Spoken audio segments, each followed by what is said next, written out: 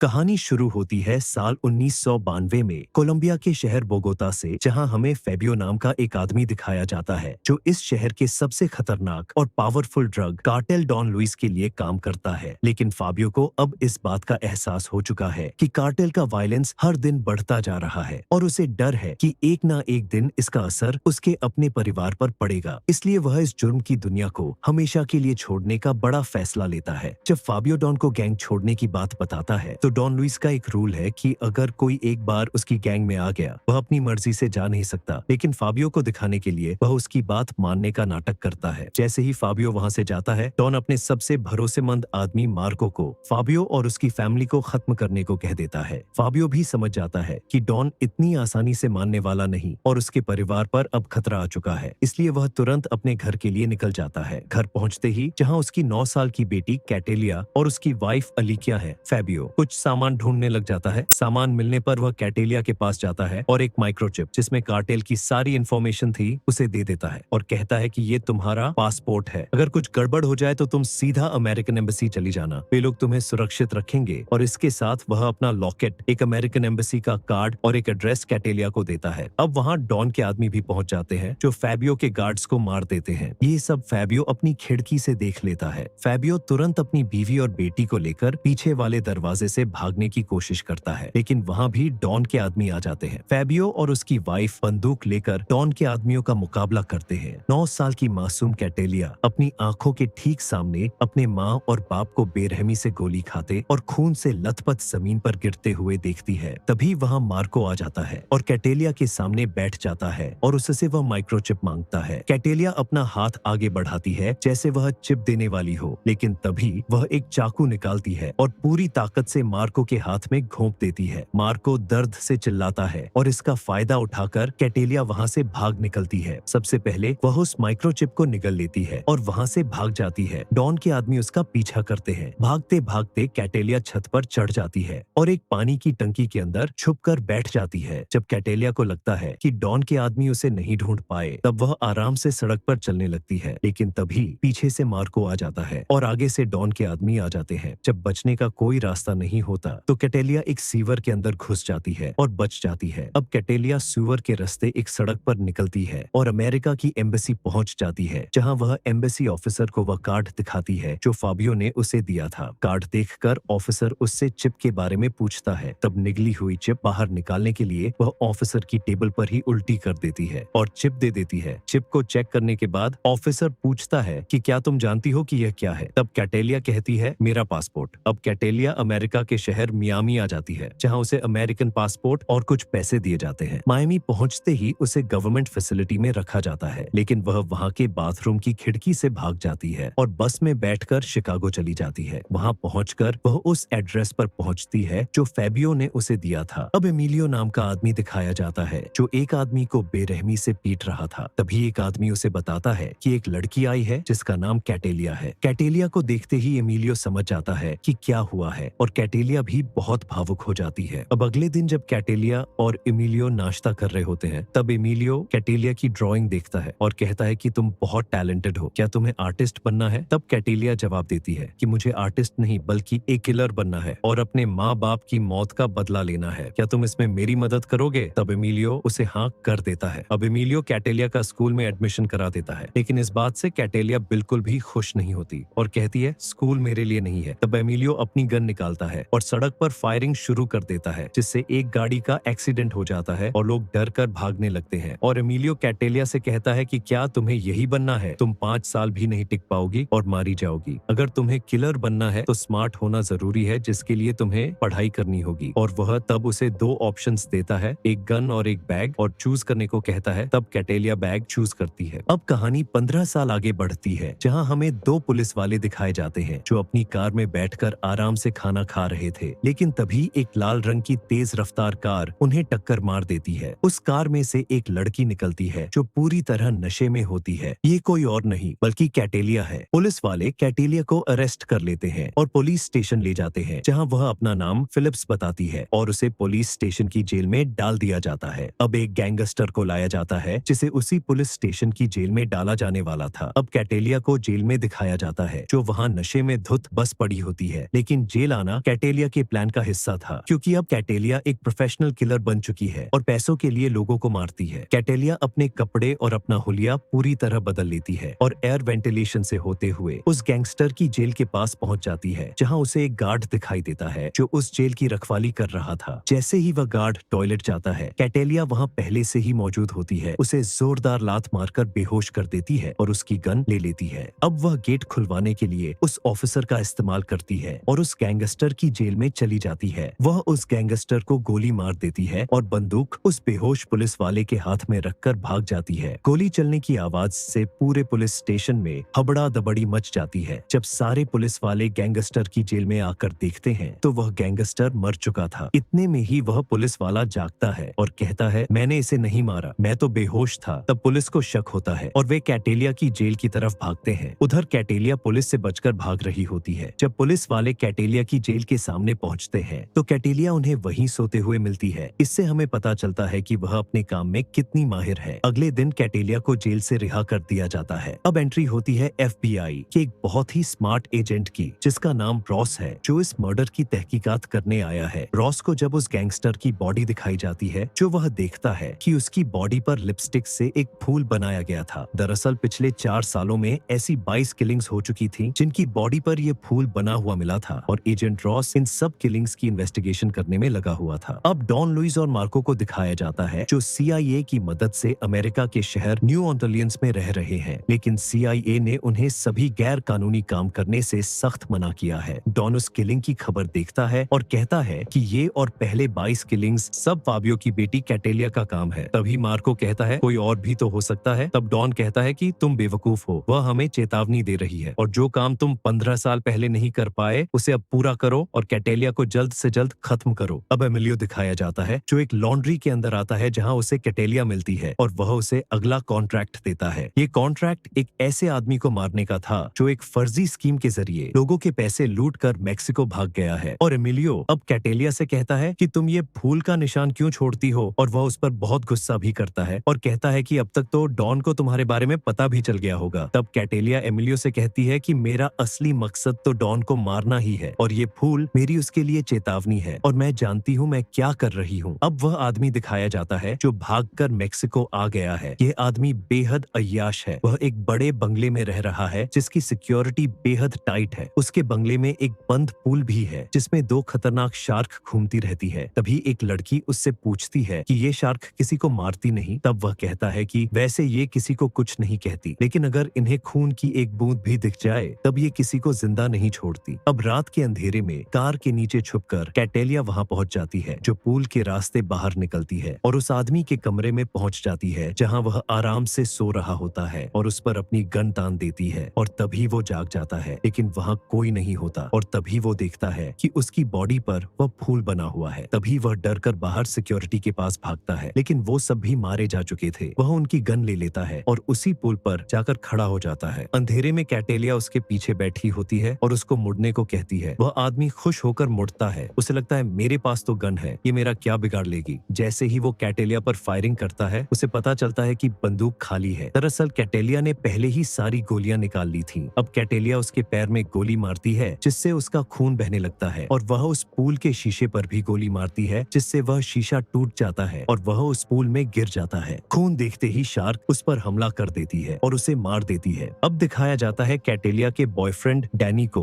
कैटेलिया और डैनी साथ में काफी खुश रहते हैं, लेकिन कैटेलिया ने उसे अपने बारे में कुछ भी सच नहीं बताया होता। वो कैटेलिया को जेनिफर के नाम से जानता है। एक सुबह डैनी कैटेलिया की सोते हुए तस्वीर ले लेता है, लेकिन यही उसकी सबसे बड़ी गलती थी। अब हमें फिर एमिलियो और कैटेलिया दिखाए जाते हैं, जो एक अखबार दिखाकर कैटेलिया पर गुस्सा कर रहा होता है, क्योंकि कैटेलिया को ढूंढते हुए डॉन लुइस ने एमिलियो के 5 दोस्तों को मार दिया था। एमिलियो कैटेलिया को सारे काम बंद करने को कहता है और रिटायर होने को कह देता है। उधर रॉस पुलिस स्टेशन के CCTV छान रहा था, जिसमें कैटेलिया दिखाई देती है, लेकिन उसका चेहरा साफ नहीं दिखता। इसी के जरिए वो उसकी तस्वीर डेटाबेस में चेक करते हैं ताकि कोई सुराग मिल सके। दूसरी तरफ डैनी अपने दोस्त के साथ एक कैफे में बैठा था। वह उसे कैटेलिया की फोटो दिखाकर कहता है कि मैं इस लड़की से बहुत प्यार करता हूँ, लेकिन मुझे इसके बारे में ज्यादा कुछ नहीं पता। और डैनी जल्दबाजी में अपना फोन कैफे में ही भूल जाता है। तब डैनी का दोस्त कैटेलिया की फोटो अपनी रिश्तेदार, जो सरकारी ऑफिस में काम करती है, को भेजता है ताकि वो डैनी को उसकी सारी जानकारी दे सके। जैसे ही उसकी तस्वीर सरकारी डेटाबेस में जाती है, FBI उसका पता लगा लेती है और रॉस पुलिस स्टेशन वाली सीसीटीवी की तस्वीर से उसे मिलाकर देखता है, जो मैच हो जाती है। तभी उसे कैटेलिया की लोकेशन का पता लग जाता है और वह पूरी फोर्स लेकर उसके घर के लिए निकल जाता है। लेकिन कैटेलिया उनको आते हुए देख लेती है और दूसरे कमरे में चली जाती है। FBI की टीम कैटेलिया के कमरे के दरवाजे को बम से उड़ा देती है। अंदर जाने पर उन्हें कुछ नहीं मिलता। वहीं कैटेलिया लिफ्ट के रास्ते पार्किंग से होते हुए भाग जाती है। भागकर जैसे ही वह एमिलियो के घर पहुंचती है, वहां का नजारा बिल्कुल अलग था। वह देखती है कि एमिलियो के गार्ड्स मारे जा चुके हैं। वह जब अंदर जाकर देखती है तो उसे एमिलियो मिलता है, जिसे मार दिया गया था। अब उसने अपने इकलौते परिवार को भी खो दिया था, जिससे वह पूरी तरह टूट जाती है और डॉन को जल्द से जल्द खत्म करना चाहती है। रात को जब रॉस अपने घर जाता है, उसे वहां कैटेलिया मिलती है। वह उस पर बंदूक तान देती है और बैठने को कहती है और रॉस को अपनी पूरी कहानी बताती है कि कैसे डॉन ने उसका पूरा परिवार खत्म कर दिया। और वह रॉस को धमकी देती है कि तुम मुझे डॉन की लोकेशन दोगे और अगर तुमने ऐसा नहीं किया तो मैं हर हफ्ते तुम्हारे परिवार के एक सदस्य को मारती रहूंगी। अगले दिन रॉस उस CIA ऑफिसर के पास जाता है जिसकी डॉन से जान पहचान थी और उससे डॉन का एड्रेस देने को कहता है, लेकिन वह ऑफिसर नहीं मानता। तभी कैटेलिया रॉस को कॉल करती है और उस ऑफिसर की छाती पर एक स्नाइपर का लाल डॉट आ जाता है। वह ऑफिसर कहता है कि इस बिल्डिंग के सभी शीशे बुलेट प्रूफ हैं और गोली मेरा कुछ नहीं बिगाड़ सकती। तब दूर से कैटेलिया गोली चला देती है। वह गोली उस शीशे में छेद करके एक तस्वीर को लगती है, जिससे वह ऑफिसर डर जाता है और डॉन की लोकेशन दे देता है। जैसे ही कैटेलिया डॉन को मारने के लिए निकलती है, वह अपने 2 कुत्तों को भी साथ ले लेती है। उधर डॉन और मार्को कैटेलिया को मारने का प्लान बना रहे थे। तभी सामने से एक रॉकेट आकर लगता है और वहाँ सब तबाह हो जाता है, जिससे सब लोग गिर जाते हैं। अब मार्को और डॉन भागने की कोशिश करते हैं। जैसे ही वे लोग भागने वाले होते हैं, कैटेलिया एक ट्रक से दीवार तोड़कर अंदर आ जाती है, लेकिन डॉन और मार्को अंदर भाग जाते हैं और मार्को डॉन को एक सेफ कमरे में बंद कर देता है। अब कैटेलिया एक एक करके सभी लोगों को मारती है। जैसे ही वो एक कमरे में पहुंचती है, वहाँ उसे मार्को दिखाई देता है। उसकी और मार्को की जबरदस्त लड़ाई होती है, जिसमें कभी कैटेलिया भारी पड़ती है, कभी मार्को। कैटेलिया मार्को को नीचे गिरा देती है, जहाँ उसे एक गन मिलती है। जैसे ही वो गन कैटेलिया की तरफ करता है, कैटेलिया उस गन को तुरंत खोल देती है और उसका एक हिस्सा मार्को की गर्दन में घोंप देती है, जिससे उसकी मौत हो जाती है। लेकिन इसी बीच डॉन उस कमरे से निकलकर एक वैन में बैठकर वहाँ से भाग निकलता है, लेकिन आगे रास्ते में एक कबाड़े का ट्रक खड़ा था, जिससे वह वहीं रुक जाता है। तभी कैटेलिया मार्को के फोन से उसे कॉल करती है और डॉन उसे कहता है कि तुम मुझे कभी पकड़ नहीं पाओगी, क्योंकि मैं वहाँ कभी नहीं हो सकता जहाँ तुम चाहती हो। तब कैटेलिया कहती है, तुम बिल्कुल वहीं हो जहाँ मैं चाहती हूँ। तभी कैटेलिया फोन पर ईट बोलती है। जैसे ही वो दोनों कुत्ते ये कमांड सुनते हैं, वो तुरंत डॉन पर हमला कर देते हैं और डॉन की मौत हो जाती है। अब हम देखते हैं कैटेलिया को, जो शहर छोड़कर चली जाती है। वीडियो को लाइक करें, चैनल को सब्सक्राइब करें। मैं मिलता हूँ आपसे अगली वीडियो में।